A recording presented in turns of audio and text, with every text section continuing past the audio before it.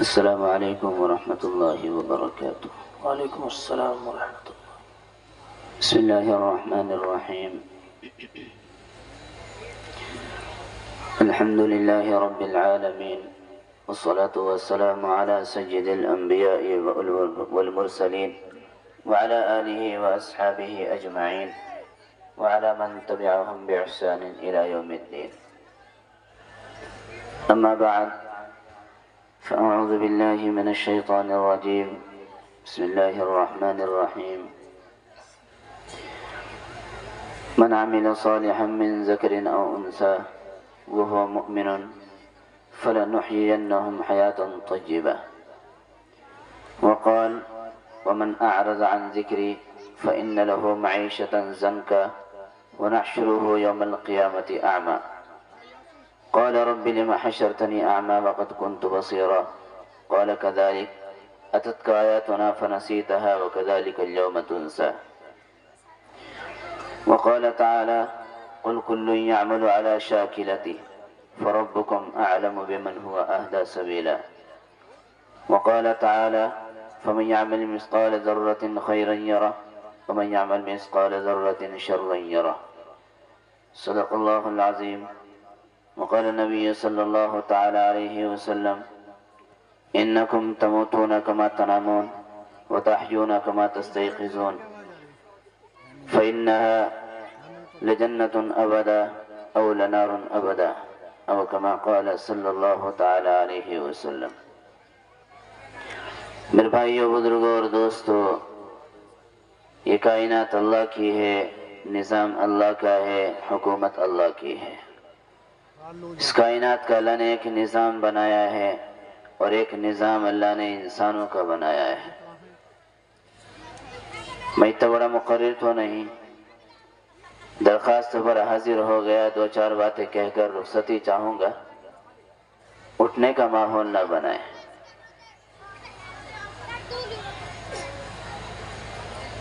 عالم کو جو اللہ تعالیٰ نے نظام دیا، اس کا خلاصہ یہ ہے کہ پورا عالم اللہ کی فرما برداری میں ہے، خلاف نہیں چلتا۔ انسانوں کا جو نظام ہے اس کا اثر یہ ہے کہ انسان اطاعت پر بھی چلتا ہے اور خلاف بھی چلتا ہے۔ یہ زمین اور یہ آسمان جس کے نیچے اور جس کے اوپر ہم زندگی گزارتے ہیں، یہ ساری کی ساری اللہ کے حکم میں ہے۔ میں پوچھنا چاہتا ہوں، کیا کبھی سورج نے غلطی کی، یا چاند نے غلطی کی، یا ستاروں نے غلطی کی؟ یہ زمین اور آسمان کا جو نظام ہے اس میں کوئی گڑبڑی پیدا ہوئی؟ سورج 6 لاکھ میل فی گھنٹے کی رفتار سے دوڑتا ہے، زمین 66,000 میل فی گھنٹے کی رفتار سے دوڑتی ہے اور 1000 میل فی گھنٹے کی رفتار سے یہ گھومتی بھی ہے۔ کیا کبھی کسی سیارے، کسی ستارے میں ٹکراؤ ہوا؟ اس زمین کے اندر جہاں پر ہم رہتے ہیں، اس دنیا کے اندر، یہ یونیورسل اتنا بڑا ہے، اتنا بڑا ہے، سائنس کہتی ہے اس دھرتی کے اوپر تقریباً 97% اندھیرا ہے اور 3% روشنی ہے۔ 97% اندھیرا اور 3% روشنی، اور اس 3% کے اندر بھی 97% ایسی چیزیں ہیں جو ابھی 3% انسانوں نے سرچ کر کے، تجربات حاصل کر کے معلوم کی ہے۔ اس میں سے 97% ایسی ہے جو انسانوں کو بھی پتہ نہیں چلی۔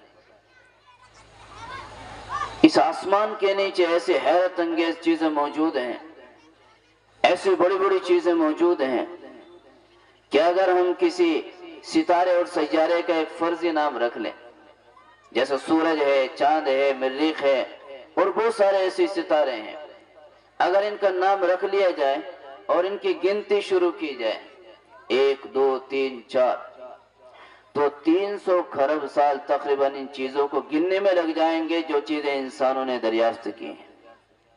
300 کھرب سال انسانی جسم کے اندر اللہ تعالیٰ نے ایسی حیرت انگیز چیزیں بنائی ہیں جو ہماری میموری ہے، جس میں چیزیں سیف ہوتی ہیں، محفوظ ہوتی ہیں۔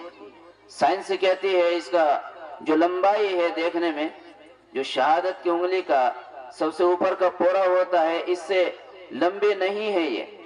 اگر اس کا دیکھیں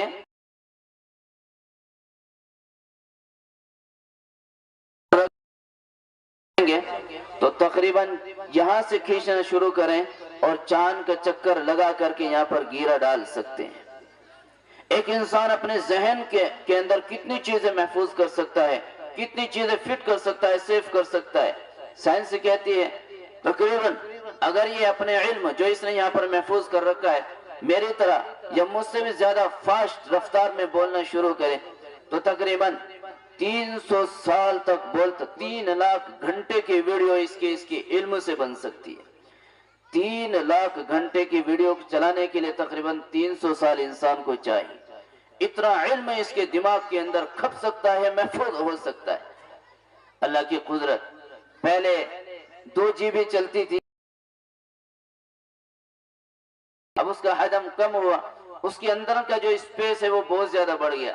اب 16 GB 128 GB 32 GB 1200 GB چیزیں بڑھتی جا رہی ہیں، اسپیس بڑھتے جا رہے ہیں. انسانی دماغ جتنا بھی تجربات کر رہا ہے، جتنا بھی آگے بڑھ رہا ہے اور جتنا بھی اختراعات ایجادات ہوتی جا رہی ہیں اتنا ہی یہ انوینشن کے اعتبار سے آگے بڑھتا جا رہا ہے. میں پوچھنا چاہتا ہوں کیا ان سب چیزوں نے کبھی کوئی غلطی کی ہے؟ سائنس کہتی ہے کہ زمین کے اوپر آسمان کے نیچے 5 کروڑ کہکشائیں ہیں. 5 کروڑ کہکش. تبارک الذی جعل فی السماء بروجا وجعل فیہا سراجا وقمرا منیرا. 5 کروڑ کہکشائیں اور ایک کہکشاں کے اندر اربوں خربوں ستارے اور سیارے ہیں. میں پوچھتا ہوں کیا ان ستاروں اور سیاروں نے کبھی غلطی کر کے ایک دوسرے میں ٹکراؤ کیا؟ نہیں. ہم یہاں پر بیٹھے ہوئے ہیں، دن مانو دن ہے اور ایک طرف سے ایک سورج کی روشنی آ رہی ہے. اس روشنی کی اس لائن کے اندر آپ نے دیکھا ہوگا بہت ساری چیزیں اڑتی ہیں، باریک باریک چیزیں اس میں ذرات اڑتے ہیں، وہ آپس میں ٹکراتے نہیں، اس اپنے مدار کے اندر گھومتے پھرتے رہتے ہیں لیکن کوئی ٹکراؤ نہیں ہوتا. میں چھوٹی سی بات کہہ رہا ہوں کہ اس دنیا کے اندر جتنی بھی چیزیں ہیں سب اللہ کے حکم اور اطاعت کے ساتھ چل رہی ہے، کوئی غلطی نہیں کر سکتی. یہاں تک کہ فرمایا ایک سورج ایک سیکنڈ کے اعتبار سے اپنی جگہ بدلتا ہے روزانہ. آج یہاں نکل رہا ہے، ایک سیکنڈ کے فاصلے پر وہ کل نکلے گا. وہ آگے نہیں بڑھتا، وہ پیچھے نہیں جاتا، وہ جگہ بدلتا رہتا ہے. اگر ایک سیکنڈ وہ جگہ آگے بڑھ جائے، آج ایک سیکنڈ آگے، کل اور سیکنڈ آگے، پھر ایک اور سیکنڈ آگے، تو فرمایا 2 ہفتے کے اندر. اور فرمایا کہ اس وقت جہاں پر ہم لوگ رہ رہے ہیں دنیا کے اندر 12,000 ڈگری سیلس کے اعتبار سے یہاں پر گرمی آتی ہے آسمان سے، اور 72 لاکھ ڈگری حرارت اس کے سورج کے اندر رہتی ہے. لیکن یہاں پر ہم لوگوں کا ڈگری کے اندر 44 ڈگری کے اندر برا حال ہو جاتا ہے. اور کتنی آ رہی ہے اوپر سے 12,000 ڈگری حرارت آ رہی. اللہ تبارک و تعالیٰ نے ایسی چھلنیاں پیدا کر دیے، وہ چھن کے یہاں پر 30 32 29 34 ڈگری رہ جاتا ہے. اگر وہ پورا کا پورے حرارت اپنے اعتبار سے دنیا کے اندر آ جائے تو سب لوگ پگھل جائے، یا اگر وہ کم ہو جائے تو پوری دنیا کے اندر برف ہی برف پھیل جائے اور پھر کام کاج کے لیے مشکلات پیدا ہو جائے. اللہ تعالیٰ نے نظام ایسا چلا رکھا ہے، کسی کے اے میرے رب تو سمجھ میں تو آتا ہے، کیا کہتا ہوں آتا تو سمجھ میں ہے لیکن میرے بھیجا اس لائق نہیں ہے کہ تجھے فٹ بٹھا لوں. اللہ کی ذات لا محدود بے مثال با کمال ہے، اس کی تعریف کرنا کسی کے بس کی بات. یہ میں نے چھوٹی سی مثال دنیا کی دی ہے. جانوروں پر آ جاؤ، بکری ہے، بکری تقریباً ہر گھر میں پالی جاتی ہے. اس کی فطرت میں اللہ نے پتے کھانا لکھا ہے. آپ بہترین ہوٹل سے مٹھائی رکھو اس کے سامنے لا کر کے، وہ ہاتھ جوڑ کے کہے گی بابا مجھے شوگر ہے میں نہیں کھا سکتی. اس کی فطرت میں پتا ہے، وہ مٹھائی نہیں کھائے گی. بہترین شاندار بریانی اس کے سامنے رکھو نہیں کھائے گی. وہ کیوں؟ اللہ نے اس کی فطرت کے اندر پتا رکھا ہے، اس کی فطرت کے اندر گھاس رکھا ہے. شیر ہے، جنگل کا راجا ہے، سب جانتے ہیں، نام سنتے ہی ہیبت طاری ہو جاتی ہے. آپ اس کے سامنے بہترین دھل کر کے گوشت رکھو وہ منع کرے گا. ہاں خون کے اندر لوتھڑا بنا کر کے اس کے سامنے گوشت رکھو تو فوراً کھائے گا. وہ کیا کہے گا؟ میری فطرت کے اندر خون والا گوشت ہے، صاف ستھرا گوشت نہیں۔ یہ جانور ایسے اللہ تبارک و تعالیٰ کی اطاعت کے اوپر ایسے معمور ہے کہ جس کی فطرت کے اندر جو چیز رکھ دی ہے وہ اس کے خلاف نہیں کرتی۔ یہ دنیا کا نظام ہے اور یہ دنیا کا قانون ہے۔ اب میرے اور آپ کا قانون دیکھیے، بیمار ہے، ڈاکٹر ہے، شوگر ہے، اس کو مٹھائی سامنے آ جاتی ہے، نقصان کا پتہ ہے، پھر بھی مٹھائی اٹھا کر کے کھا لیتا ہے اور کہتا ہے کل آدھے گولے زیادہ کھا لوں گا۔ معلوم ہے بکری پتے کی جگہ بریانی نہیں کھا سکتی، ایک ڈاکٹر شوگر کا مریض ہوتے ہوئے مٹھائی کیسے کھا لیتا؟ ایک بندہ اس کی فطرت میں اللہ نے حلال رکھا ہے لیکن رشوت لے کر کے حرام کیوں کھاتا ہے؟ اس کی فطرت میں جائز کاروبار رکھا ہے، وہ ناجائز کاروبار کیوں کرتا ہے؟ عجیب کشمکش کے ماحول میں ہم زندگی گزار رہے ہیں اور پھر کہتے ہیں ہماری روزی میں برکت نہیں۔ قرآن کا فیصلہ صاف ہے، من عمل صالحا من ذکر طیبہ وَلَنَجْزِيَنَّهُمْ أَجْرَهُمْ بِأَحْسَنِ مَا كَانُوا يَعْمَلُونَ۔ کوئی مومن بندہ، کوئی مومن بندی، مرد ہو یا عورت ہو، بچہ ہو یا بچی ہو، بوڑھا ہو یا جوان ہو، کوئی بھی ہو، جو بھی نیک عمل کرے گا اللہ تعالیٰ فرماتے ہیں ہم اس کو ایک بہترین زندگی سے نوازیں گے، بہترین زندگی سے نوازیں گے اور اس کو بہترین بدلہ عطا فرمائیں گے۔ اور پھر دوسری جگہ فرمایا وَمَنْ أَعْرَضَ عَنْ ذِكْرِي، ہاں بکرے سے بھی گر گئے، ایک چھوٹے سے کیڑے مکوڑے سے بھی گر گئے۔ وَمَنْ أَعْرَضَ عَنْ ذِكْرِي فَإِنَّ لَهُ مَعِيشَةً ضَنْكَ، جو میرے دین سے منہ پھیرے گا، جو میرے اطاعت سے منہ موڑے گا، اس کی زندگی کو ٹائٹ اور تنگ کر دوں گا۔ زنکا کے معنی کیا ہوتے ہیں؟ زنکا کے معنی کیا ہوتے ہیں؟ فَإِنَّ لَهُ مَعِيشَةً ضَنْكَ، اس کی زندگی 24 گھنٹے کی ایسی جگڑ دی جائے گی جیسے ایک انسان کو کھڑا کر دیا جائے سیدھا اور اس کے چاروں طرف رسے سے اس کو جگڑ دیا جائے اور باندھ دیا جائے تو وہ ہاتھ بھی نہیں ہلا سکتا، پیر بھی نہیں ہلا سکتا، بیٹھنے چاہے تو نہیں بیٹھ سکتا، چلنا چاہے تو چل نہیں سکتا، آرام کرنا چاہے تو نہیں آرام کر سکتا۔ اس حالت کو زنکا کہتے ہیں۔ ہم حالت سے اس کو ایسے جگڑ دیں گے کہ وہ کچھ نہیں کر سکتا، کچھ نہیں کر سکتا۔ وہ نماز پڑھنا چاہے گا لیکن اپنے برے اعمال کی نحوست کے اندر گھر کر کے رہ جائے گا، نہیں جا پائے گا۔ وہ دین کی خدمت کرنا چاہے گا لیکن وہ ہو کہ دلدل میں ایسا دھس چکا ہوگا کہ توفیق تو آئے گی لیکن توفیق کو قبول کرنے کی ہمت اور صلاحیت اور طاقت نہیں ہوگی اس کے اندر۔ وَنَحْشُرُهُ يَوْمَ الْقِيَامَةِ أَعْمَى، ہائے میرے رب، دنیا کی مصیبت تھی، سہلی تھی، آخرت کی مصیبت تو اس سے بڑی ہے۔ آخرت کا دن ہے، قیامت کا منظر ہے، ایک آدمی قبر سے اٹھتا ہے، اس کی آنکھوں کی بنائی غیب، وہ کہتا ہے میرے رب میں تو دنیا کے اندر دیکھا کرتا تھا، میری نگاہیں تو بہت تیز تھی، مجھے چشمے کی ضرورت نہیں پڑی، مجھے دوائی کی ضرورت نہیں پڑی، میڈیسنس کی ضرورت نہیں پڑی، میری نگاہ بہت تیز تھی، مجھے آج اندھا کیوں بنا دیے گئے؟ میری بینائی کہاں غائب ہو گئی؟ میں تو اندھا نہیں تھا۔ وَنَحْشُرُهُ يَوْمَ الْقِيَامَةِ أَعْمَى، حشر کے میدان میں جب اس کو اٹھائیں گے اس کا حشر نابینا ہونے کی حالت میں کیا جائے گا؟ قال رب لم حشرتنی اعمی وقد كنت بصیرا، اے اللہ میری بینائی کہاں چلی گئی؟ میں تو دیکھا کرتا تھا، میں تو کمزور نگاہ والا نہیں تھا، میں تو اچھی طرح چیک اپ کرایا، میں تو سارے کے سارے جتنے بھی سیلز میری آنکھوں کے اندر تھے سارے کے سارے فکس اور فٹ تھے۔ لم حشرتنی اعمی، تو نے مجھے اندھا بنا کر کے کیوں اٹھایا ہے؟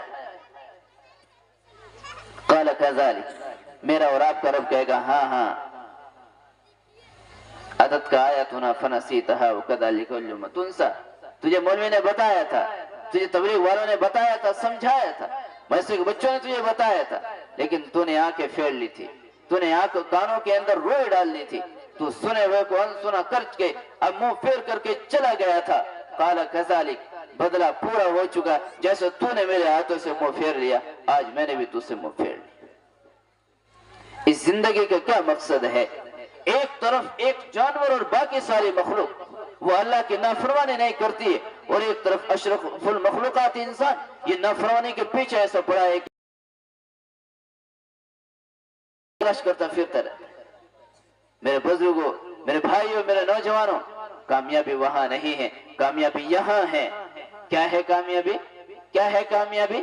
واہ حی علی الصلاح حی علی الفلاح، اذان ہو رہی ہے، میں اور آپ کھیل میں، میں اور آپ کام میں اور کاروبار میں مشغول ہیں۔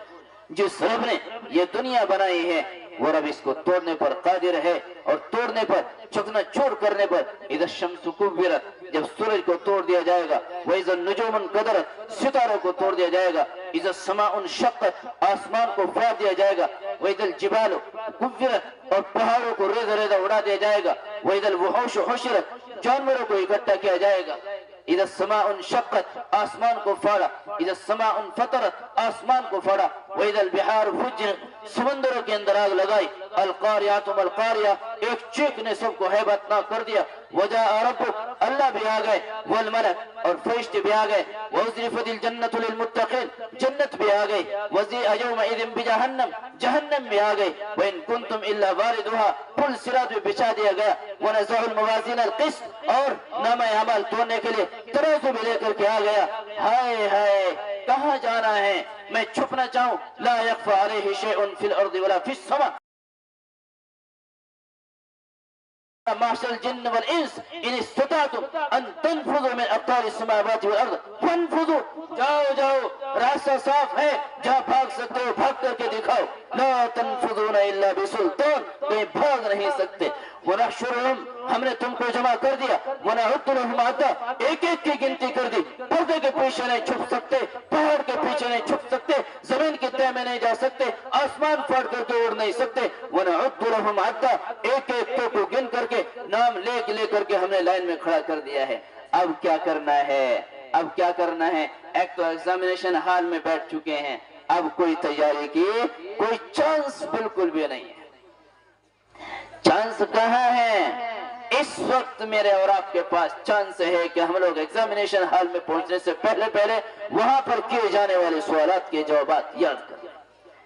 ہائے، پرچہ لیک ہو چکا ہے، سوالات معلوم ہو چکے ہیں، کسی 10ویں کلاس کے بچے کو، 12ویں کلاس کے بچے کو بتا دو کہ تیرے سائنس کے پیپر کے اندر یہ کوئسچنز ہیں، اس کے آنسر ڈھونڈے رات بیت جائے گی، اس کو نیند نہیں آئے گی۔ کیوں؟ سوالات معلوم ہو گئے، جوابات کی تیاری کرنی ہے۔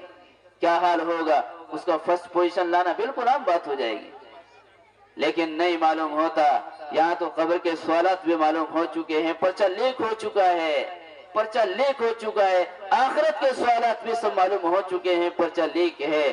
لیکن ہائے افسوس، میرے اور آپ کی آنکھوں پر ابھی شرم کا پردہ، بے شرمی کا پردہ پڑا ہوا ہے، وہ اٹھا نہیں۔